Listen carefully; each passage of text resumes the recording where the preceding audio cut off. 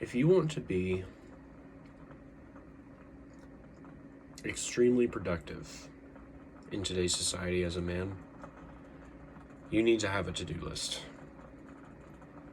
Pretty simple, right? I mean, just write out a list of things that you need to do, go do it, but frankly,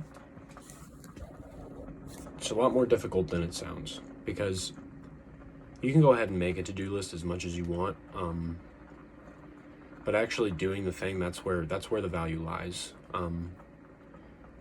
That's why you're not supposed to tell anyone whenever you make a to-do list. You're supposed to just do the things on the to-do list. I mean, I caught myself in this trap so much when I was younger, and I'm still currently going through it, trying to break myself free of this habit of every single time I have something I need to do that will improve my life, that will improve my business I'm trying to build, my workflow, anything, right? And anything that has to do with like self-denial on the path to Christ, right? I always have this need to tell somebody about it, so I'll get a nice little dopamine hit, and without having done anything at all, I'll get some reward from just making a to-do list, right? Because at the end of the day, anyone can make a to-do list, but it takes a rare type of man who can look at his to-do list and just do it, you know? No thought, no analysis paralysis or anything like that. Just go out, do what you need to get done, come back for more, continue to do that. That's an obligation, that's duty. Because I think so many of us just find ourselves in this trap of like, oh, I mean, I made a to-do list and I know what I need to get done. I know I need to do this, and then, it never gets done. That's been me for the last like 3 weeks. Part of why I'm making this video right now is because I am literally, I'm not speaking from this hierarchical position at you guys of like, oh, well, I was at this place and now I'm not, so you just gotta follow this piece of advice I followed and then no, I'm in the midst of this hypocrisy right now, of this procrastination, this analysis paralysis, so to speak. I've been the guy who's like, oh, I mean, I know I need to get it done. My book that I need to read, I know I need to read it. I will. The easy peasy method, I know I need to finish it. I know I need to quit this addiction. I don't know why I transitioned to a New York accent there, but you guys get what I'm saying. So I know what I need to get done, but I just don't do it. I write it down on paper and then it doesn't get done. I can look at my journal here and look on my 5-4-5 method and look at how many check boxes that are just left unchecked because I just didn't do the things I needed to do. So I mean, it's the same with the conservative movement, to be honest. I'm frankly so sick of seeing this sort of like, oh, well, facts don't care about your feelings, gang. Transgender women aren't women. Abortion is murder. Like whatever hot button topics you want to say, that qualifies you as a conservative now to just like make a post about this very basic thing that everyone inherently knows, but you don't need to do it. You're just looking for support from the other side. You're trying to make us feel like we have some representation here, but there isn't a representation here. You're not actually a conservative. You're basically a 90s liberal at that point. 90s liberals didn't believe in any of this bull crap. Like, it's like,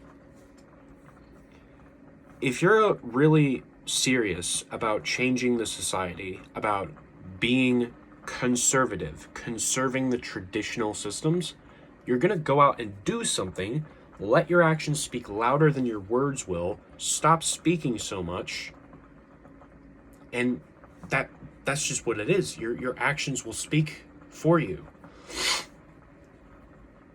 That's why I don't post BS like that. Like, I agree with that. I agree with all that, like transgender women aren't women or whatever, all those pop out. Like, I agree with that, but it's like, it's not enough. It's not enough to just say those things, You have to actually show how you're conservative and what you're conserving and how you've done that so far and what your efforts are to make that and putting your name on that. Now, that doesn't always mean just immediately, going full ham on everything and just jumping on the grenade, so to speak, and just trying to get as much progress done as soon as you can. Like, it's not always about that. You have to play the long game sometimes. You have to build a community of like-minded individuals. You have to find people, brothers in Christ especially, because we don't have that nowadays. We used to have things. We used to have the Boy Scouts. We used to have, like, similar to the Boy Scouts, like boys-only youth groups in church. We don't have that anymore. It's always this mix of, we gotta have representation. Like, why do you think they do that? They do that because they know how dangerous men are whenever they get together and they start making decisions. Not these, like, oh, we're gonna go riot or something like that. Not those kind of decisions. Not a Fed. Not John Doyle. That guy's ridiculous. Because truly that doesn't accomplish anything. I'm talking about men who will get together and say, what is the long-term goal here? What are the steps we need to get to that goal? What do we need to do next? That's the to-do list. They go do it. People don't really hear about them because the people that do hear about them are the people who will see them for their value of what they've done instead of what they've said.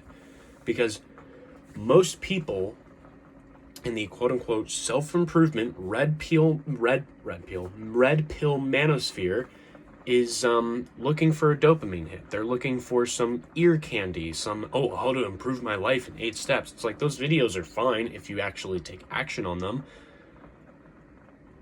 But I've even found, I'm in the midst of this. I've found myself going through YouTube or Rumble or whatever, right? Looking for this new self-improvement content. This will help me. This new piece of content will help me.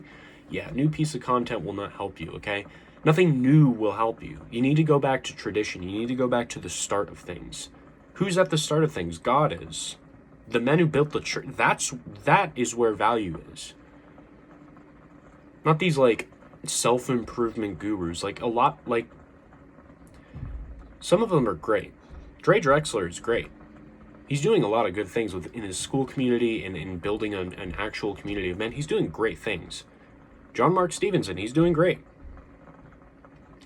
But at the end of the day, if you're not taking a traditional approach to these things, and I'm not saying those men aren't, not dogging on anyone here, but it's like, it's sort of the same thing as analysis paralysis. You put out this piece of content, but then you never act on any of it, so people don't see you change, and you keep putting out the same content year after year, decade after decade, frankly, if you're really thinking in the long term. But that's the difference between the dangerous man, not the dangerous man, the dangerous men, the community of dangerous men, and the community of weak men. The difference is that the first group is thinking in the long term. They will take a decade to actually achieve their goals, their long-term goals, whereas the weak group of men who are individualistic and they only think of themselves and it's all about them, it's all about me, it's a da-da-da-da-da, well then they will use a decade. They'll go ahead and use that decade. But during that decade, they won't accomplish anything. Because they'll be comfortable. They'll like the dopamine hit they get from saying things like, we need to rise up and stand against this and raise the sword. It's like, it doesn't help. It doesn't matter, it doesn't help. Communities like that, they won't last. What will last is Jesus Christ. What will last is his church. What will last is tradition. What will last is hard-earned work. And I'm not talking about, I gotta drink the black coffee and just do all the most optimal thing. Like, it's not about optimization. It's about consistency right now. Get consistent first. Focus on optimization later.